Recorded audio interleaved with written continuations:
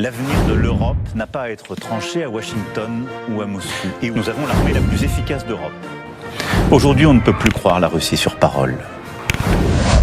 Salut les amis, bienvenue dans votre marathon quotidien de vérité qui pique.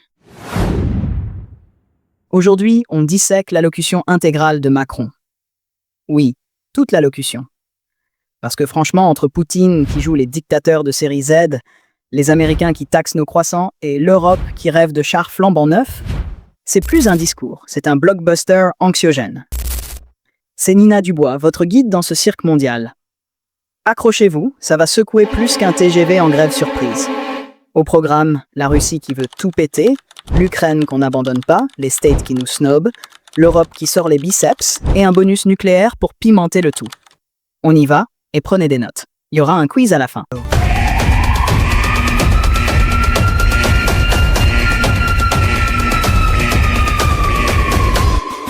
Alors, c'est quoi le délire de ce discours fleuve?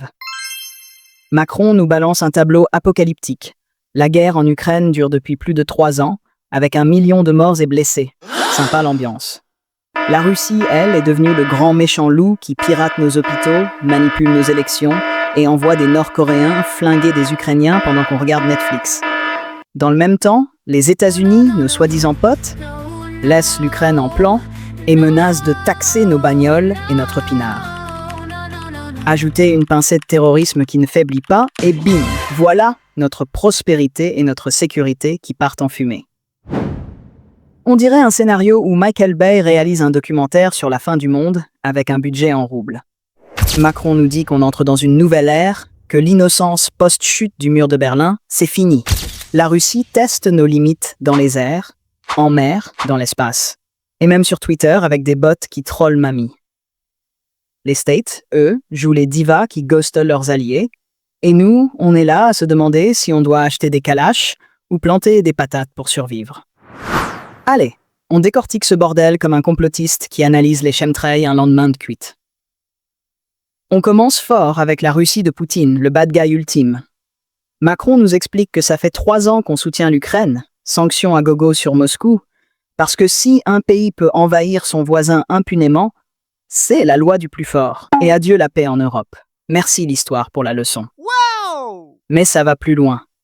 La Russie mobilise des soldats nord-coréens, des drones iraniens, aide ses pays à s'armer, viole nos frontières pour flinguer des opposants, pirate nos hôpitaux, truque les élections en Roumanie et Moldavie et balance des fake news sur TikTok. Et ça, mes amis, c'est aussi crédible qu'un influenceur qui vend des compléments alimentaires naturels bourrés de chimie. Il en rajoute une couche. Moscou dépense 40% de son budget pour se réarmer, vise 300 000 soldats de plus, 3 000 chars, 300 avions de chasse d'ici 2030.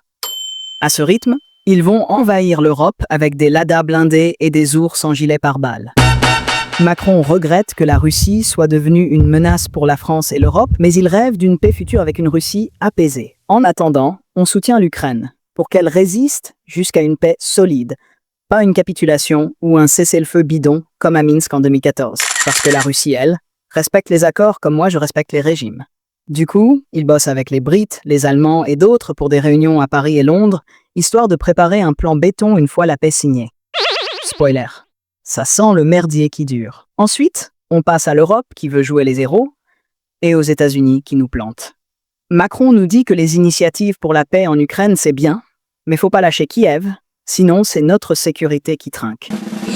Il tease des Européennes déployées post-paix pour garantir le respect, avec une réunion des chefs d'état-major à Paris la semaine prochaine.